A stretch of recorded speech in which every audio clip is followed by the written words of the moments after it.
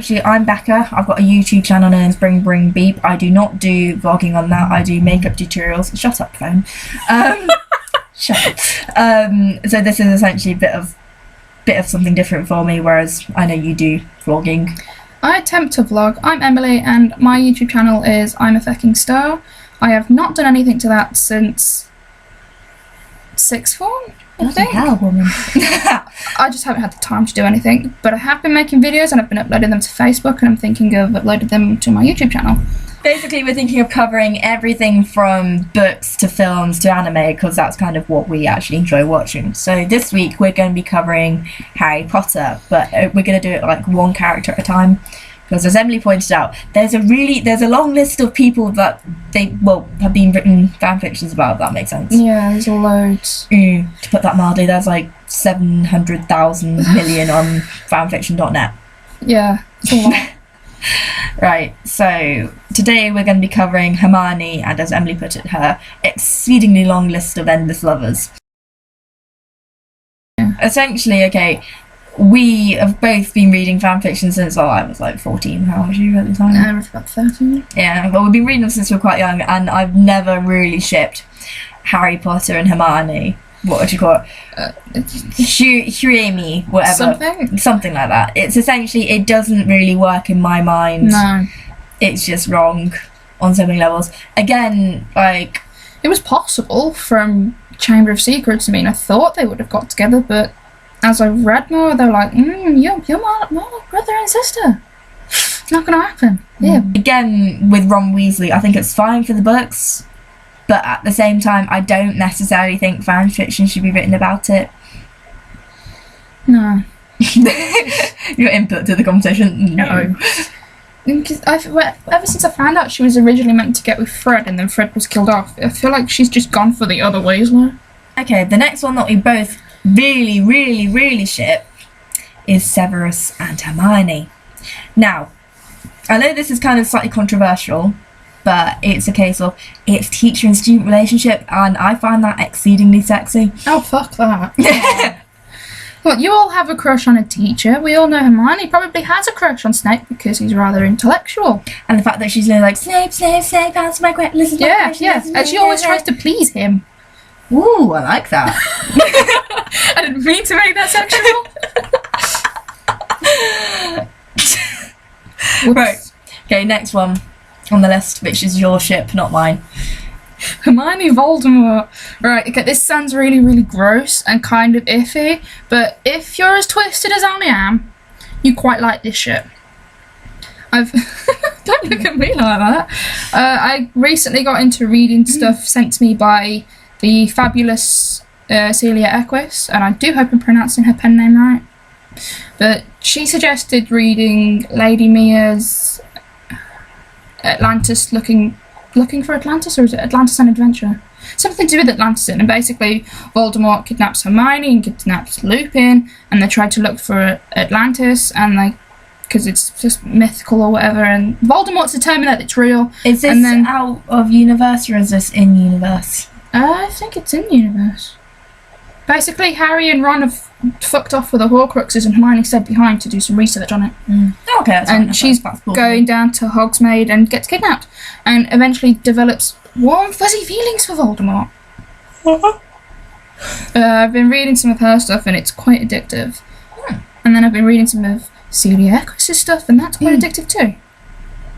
I ship the Tom Riddle thing too. That I do understand. That's dirty and beautiful.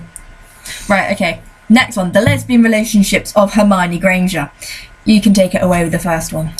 Ginny and Hermione. Oh, come on, it's plausible. She can get with any Weasley but Ron. Essentially, yeah, I do agree with that, but the only fan fiction I read from that one was essentially Ginny fucking Hermione with a broomstick, or the other way around. I can't remember what it was. Essentially, I'm bisexual. I'm fine with anything. That grossed me out.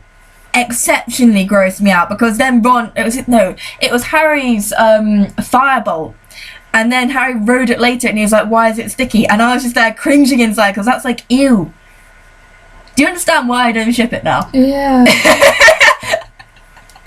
The one I read, Hermione turns 18 or something, and she becomes a Veela. And basically everyone, I think it was originally meant to be a Hermione fic, but there are different points where everyone was attracted to Hermione, and then Ginny kind of attacks her in her room, sort of. I wouldn't say attacks, it's like she's sleeping and she's kind of on top of her, and Hermione wakes up and she's like, Ginny, what are you doing? And Ginny's like, I don't really understand his feelings. Pretty much. That's actually a bit of a moment. Yeah, but I do ship that. I think it's quite normal. Now, see, in contrast to that, I kind of ship Hermione and Luna. No. Well, the thing is like, you know, they're constantly arguing. It's like nuggles. Rat spurs. Yeah, exactly. And it's like, for me, that's like a really sexy thing. Like, there's always a bit of angst between the two. And like, I can't remember what it was. There was one where it was Hermione was in the library studying, and essentially like Luna came up behind her and was like, oh, if you stay here, the so-and-sos will get you. And Hermione is like, well, basically kind of go at her. And like, well, Luna's like, the only way that you can keep the words out by having like people company into basically shut Luna up. Hermione's like, fine, whatever. And essentially Luna comes on to Hermione and they like have fun times on the table, but like not major fun times, but it's actually quite like well written, if that makes sense. And then they get into a relationship and they've got to hide it from the world. And it's actually, I can't remember where. I want to say it's Pots and Flowers or something like that, but it's exceptionally good. Very gay name, I'm aware. But like, I think it's kind of more plausible than Ginny and Hermione, purely because it's like they've actually got clashing personalities, and I think that's really hot. Okay, next one, your strange. Yeah, we can't really skip this out. We both ship this one massively. Coming from the clashing personalities, Draco Malfoy and Hermione, known as Hermione. We both ship this very much because of, well, what are your reasons for it? It's Draco Malfoy. Come on. True. I understand that JK originally tried to put him across as this pompous bastard, the Muggleborns are beneath him, and Bloodtraitors are scum, the Slytherins are the best, blah blah blah. If you read the stuff I do, and you picture Tom Felton, yeah, no, I can understand that. That sounds so creepy though, Tom Felton. Essentially, like, I find it very sexy because, you know, in the third book where basically they have a bit of a confrontation and she slaps him. Yeah, she slaps him. Like, she doesn't punch him full on in the face as she does in the film. She basically just whacks him in the face. Oh, and like, Watson. You beautiful human being. I'm sorry, but those two together, oh my god. Like, essentially, I think that's sort of a little bit like, you know how girls and boys in the playground at younger age sort of like not beat each other, but at least yeah, essentially. Yeah. That's sort of how I think that she might like him, if she like the only physical contact she's allowed with him is to smack him. Yes. And like, you know, I think that's sort of a little bit of a kinky side of Hermione. Oh yeah. Like, I read it was an amazing fanfic. I can't find it now. It got deleted because she put it as a T instead of an M because it was a major fluff fic essentially. And obviously on fanfiction.net, if you put something as a wrong category, they delete it. Yeah, no, I got through mine deleted because of that. Whoopsie. Yeah, no, I was well pissed off. And like, you know, that's how they sort of start the relationship, and then they've got to keep it a secret from everyone because I like that kind of stuff. It's secretive and dirty and lovely. One of my all-time favourite Hermione fanfictions is Simply Irresistible. And I read that! It's like a couple of years after the war, I think it's about 5 years, and Hermione works in the Ministry of Magic. I can't remember what department it is, but it's like a law department. Mysteries. Oh, I can't even remember. And Draco obviously has his own firm. She's engaged to Ron, but 2 weeks before their wedding, Ron calls off the wedding. He can't do it because Hermione's not the arm candy that he wants. Asshole. Essentially. I mean, come on, I love Rupert Grint, but honestly, if you got Emma Watson, you would not let it go. No, you would not let her go. No, exactly. So basically she's heartbroken and she's all like, Ron's left me, he's been the love of my life since I was 14 or whatever. And then there's a newspaper article in the Daily Prophet a day later, and she finds out that he's been cheating on her with Draco Malfoy's current girlfriend, Sadie Rain, model. I forgot about that. Dun, dun. So then Draco barges into her office and demands to be in her life again to give her a makeover, ultimately going to the title to make her Simply Irresistible.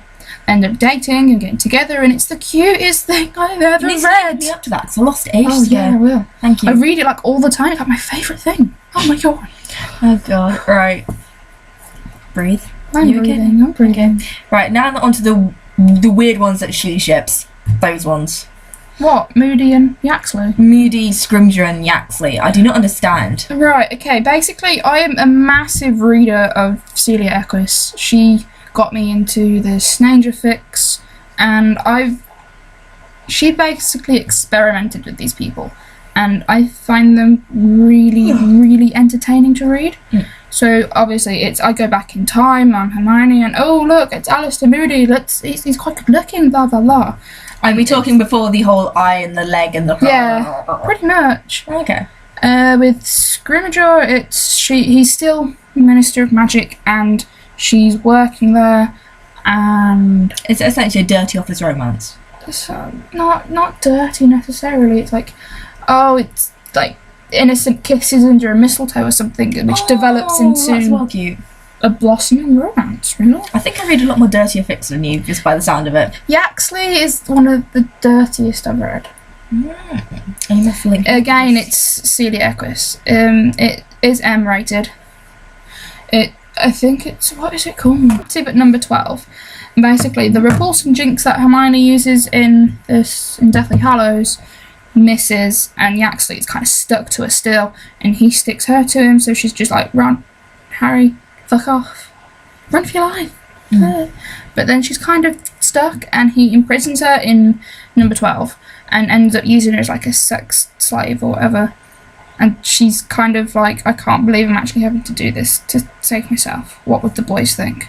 But ends up getting pregnant with his kid and falling in love with him, and he ends up falling in love with her. Interesting. It's good. I'm a bit weird, and I like to ship incest with twins, like Orange High School Club. Those two are beautiful. And like, I don't know, it can be Fred or it can be George or it can be both for me. I think that works really nicely. I think I ship her more with Fred. I ship her more with Fred. I do agree with that, because like, you know, she's supposed to be with Fred. Yeah. Poor Fred. I miss Fred. Right, Charlie. Well, you don't really see him in the films a lot, and he's not always there in the books. I mean, he's there in the fourth one for Goblet of Fire because there's dragons and Hagrid goes apeshit over him. Yeah. He's not in the fifth one, is he? No, he's not. Is he in the sixth one? He's in the sixth one. He's in the sixth And he's obviously in the seventh one. Yeah. I think he was originally meant to be with Tonks. I think they dated in like Hogwarts or something. Potentially. I see it as like, there was a really good fic I read, and it was like Hermione was doing research on the dragons, and Charlie was like, do you want to come see the dragons? Yeah. That voice. Do you come see the dragon? Exactly. It was one of those things where it's like creepy pervert voice. So yeah, that happened. That was quite a good fic. I always see it as the Charlie Weasley be a fling type of thing. It wouldn't be serious, no, because Hermione's too young and he's too old compared. Yeah, that's what I see with Victor Crumb as well. See, that's a type of fling. Yeah, it was a cute couple though, to be fair. Yeah. Right, next one, Lupin. Okay. Any girl would be lucky to end up with Lupin. I don't care, he's a werewolf, he's beautiful. Mhm. He's dangerous and he's sexy. He grew up a boggart. Boggart. Right, the weird one that you ship, I don't understand. Peeves. It was one fiction, and it was so good. Now see, when I think of Peeves, I think of him throwing chalk at the first years.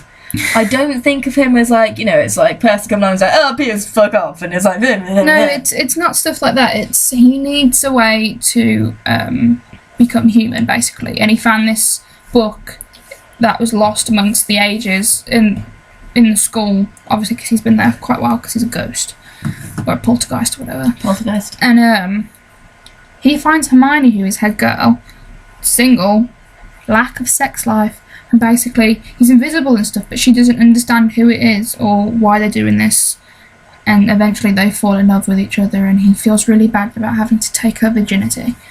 You need to link me up to this because this sounds good. It's a bit creepy. Oh, it will. He feels really bad about having to take her virginity just to become human, because that's literally it. And then he's like, oh, well, who do you think I am? Who do you think I am? Near the end of the fic. And she unintentionally screams out Peeves' name during an orgasm.